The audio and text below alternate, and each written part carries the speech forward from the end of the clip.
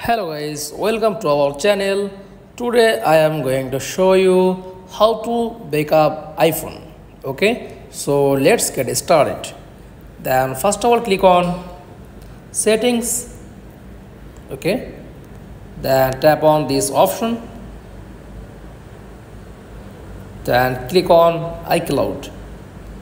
Okay, then tap on iCloud backup. Okay, then this option is backup now. That's all. Then this option is backup this iPhone, enable, then turn off and turn on. That's all. Thanks for watching. Please like, comment and subscribe. Thank you.